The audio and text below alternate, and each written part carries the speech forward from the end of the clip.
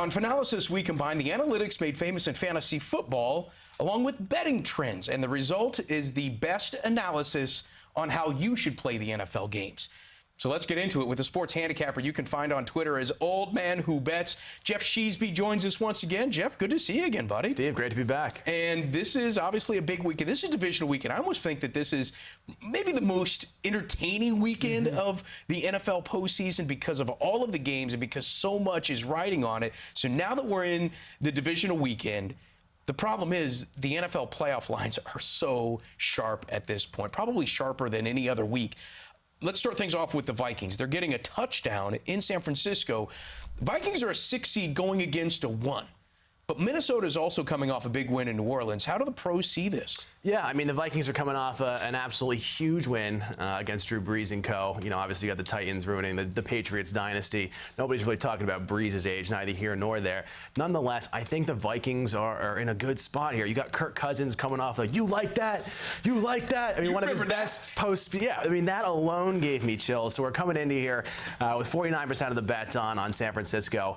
You know, the Niners have been great all year, but they're not as hot as they were coming out of the gate. Last 7 of 9 games, they've allowed more than 20 points. That only happened once in the first 7. So, of course, they were a little banged up. They're getting healthier, but nonetheless, I think that's super important that teams are scoring points on them. In terms of overall team efficiency here, we have the 49ers at 5th, the Vikings at 7th. New Orleans was 4th. So that, I think, alone kind of showcases that, you know, perhaps 7 is a little bit too much. When we think about the Vikings here, Cook is back. He's healthy. Thielen is back. He's healthy. When those two are on the field, they average more than 28 points per game. That's super interesting. That allows, I think, Thielen there is really the X factor. Cook, obviously, they can stack the run. Diggs goes deep. Thielen is that kind of that middle of the ground, middle of the field player that really opens things up for Kirk. Now, he lacerated his ankle this week. On Wednesday, he cut his ankle in practice. He says he's going to be okay, but anytime you have a laceration to the ankle on a wide receiver, it always has to concern you a little bit. Yeah, he says he's fine. He's football tough. This is the playoffs, Steve. Right. He's going to be fine. There's a difference between playing hurt and playing injured, and he's not injured. But maybe the bigger concern I feel like for the Vikings is Kirk Cousins, because it's not exactly like he has a reputation of coming up big in big games. In fact, he comes up small in the big games. Now, the Vikings clearly won this last game, but he threw for 179 yards and no touchdowns in regulation. Yeah, I think that ultimately speaks to kind of the power of Cook being healthy on the field. It really is. They're going to rely on Cook to move the ball, but Cousins can make those passes when he needs to. He has made those passes when he needs to. And nonetheless, on the other side of the ball, obviously you got Jimmy G. He's moving the ball well. The Niners are a good team, but this defense on Minnesota is also very strong. I do think the Niners are going to win this game, but I think just like last week, 7 is too much, especially when we're considering that 5 and 7. You know, this is a Viking team that early in the season, when they were rolling people, was a Super Bowl contender. Then they got hurt. Then they lost a couple games, Packers twice, a couple other ones. But those were all divisional matchups. You know, I think when we look at those mutual opponents, Seattle was one. Of course, the Vikings lost there. The Niners have beaten them twice. New Orleans being the other one, all close games. But all of those, when the Vikings are playing great teams, it's always been within a touchdown. Yeah. And then on the other side, sure, you know, you got the talking about again games that these teams have dropped. The Niners, of course, lost the Falcons, huge gaffe, but that was a huge look-ahead spot from them. They had a big divisional matchup the next week. So all of these games, I'm not putting too much stock into it. I think that the Vikings show up for big games. Those losses are all divisional, you know, Packers, Bears, things along those lines. That just bring that extra level of intensity. So I'm not necessarily weighing those, I think, as much as the public is, as quote, bad losses or being, quote, a bad team. And I think the Vikings bring it. Well, I'm interested to find out how you're going to weigh this stat, because this stat leans towards fading the Niners. Jimmy Garoppolo is getting his first playoff start. Last week, 3 quarterbacks made their playoff debut. Josh Allen, Carson Wentz, Ryan Tannehill. Tannehill was the only one that ended up winning his game. Does Garoppolo fall victim to the playoff debut curse? I don't think he does. You know, obviously we've got Lamar Jackson in a similar spot there. Wentz got hurt. McCown, wow, did he look good? But that's neither here nor there. You know, I think Jimmy G, he's got a great coach. He's got a great team around him, and most importantly, a fantastic defense behind him. So with that full package, I think that he doesn't need to do as much as perhaps some of these, you know, I think the stat of first-year quarterbacks, a lot of the times it's those teams that are limping into the playoffs and then they get blasted in the first round or make it and then get blasted again. But this is a team that is fantastic all around, so I'm not overly weighing that stat either. Okay. let's talk about the Ravens. AFC East, or I should say the AFC top seed, 9.5-point favorites, and hosting Tennessee. Do the pros believe that a near 10-point spread in the postseason is providing good value for a dog here? Yeah, this is a tough one here. You know, I think you really need to think about game flow. Of course, we have the Titans coming off the dynasty-ending win against the Patriots. I do think Tom will be back in New England, neither here nor there. And can lightning strike twice? Can they, really shock the world for a second time? I think the answer is no. When we look at kind of efficiency stats here, of course, Lamar Jackson, this Baltimore offense, one of the best in the league as of right now. We've got Jackson, we've got Ingram. Ingram's back, he's healthy. Gus Edwards, he's a suitable fill-in if they can't do it. Again, on the offense here, we've got the Ravens first. The Titans, I believe, are sixth. But the other side of the ball there, the biggest discrepancies on the defense. This is a Titans defense that's ranked 16th. The Patriots offense was not putting up the points with the weapons that the Baltimore offense has. So I think Baltimore kind of gets it done here. Of course, we've got Henry. Of course, we've got Tannehill. Tannehill has been incredibly efficient for his time. They've looked amazing. They beat the Chiefs. The Ravens lost to the Chiefs. But that Chiefs loss against the Titans, right. Henry went off for 188 yards and 2 scores. What has Henry been doing in the last few weeks? Maybe the past month, Henry is averaging like 165 yards a game? Yeah, for sure. I mean, Henry to the NFL is John Henry to railroad tunnels. Right? He's an absolute savage. Right, he's a beast. Yeah, and this Baltimore run defense is lacking, right in the middle of the road in the NFL. But their pass D is 4th in terms of defensive efficiency. I think they're going to be able to sell out to stop the run. And then at that point, it becomes Tannehill versus Lamar Jackson. Oh. And in that matchup, I want to be on Lamar Jackson even at -9.5. So we stay on Derrick Henry because he not only led the league in rushing yards, but he also led the league in yards after contact at 247 pounds, and I think that's light for him. Sure. He might be more like 260. One guy isn't bringing him down. So I guess the question is, how much do you think that the Titans' reliance on the run is going to help that defense? Sure, great question. I mean, when you look at Henry, of course, his biggest keep it a tight game. Yeah, his biggest comparison coming out of the combine was Von Miller. That's an outrageous stat, right? Huge linebacker here. Nonetheless, I think when we talk about game flow here, if you think that they're going to be able to run the clock, Henry's going to move the chains, then you obviously have to take the dog here. I think the Baltimore is going to sell out and stop the run at all costs. Something the Patriots failed to do last week.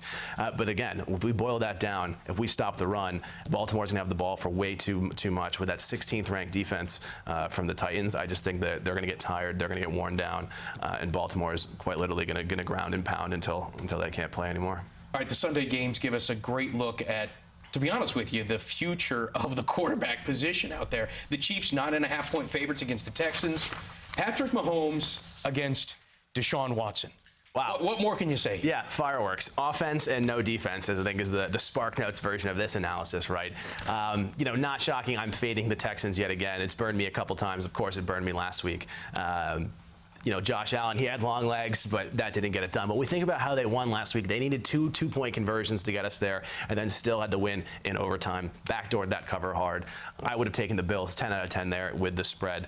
Fast forward to here, the public loves the Texans, and for good reason. J.J. Watt is exciting. Deshaun Watson is exciting. DeAndre Hopkins is one of the best, obviously receivers in the game. I don't know if you saw the quote that was going around social media. He was talking to an opponent coach. The opponent goes, "You're one of the best out there." He just looked him right in the face and he goes, "I know." Like that level, it's not even cockiness, it's just confidence in his own ability. That's all amazing, but this is a team game here, right?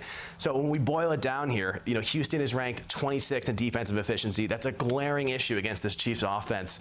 The Chiefs defense clocks in at 14th. They're terrible against the run, 29th in the league. They got absolutely slashed by Derrick Henry, as we just chatted about. Right. But the Texans are bringing Carlos Hyde. They're bringing Duke Johnson up in here. Yeah, they're fine, but are those guys going to be the ones that's going to push them into the next round here against this offense? I don't think so.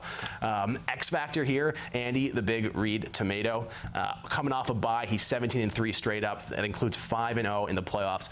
With this extra week, with this high-powered offense, I just don't think that the Texans are going to be able to keep up. Okay, the big red tomato? Yeah, the big tomato, baby. I like that. So how much do you think that his history of coming off the bye influences the pro angle on this game? Yeah, again, that's definitely a great question.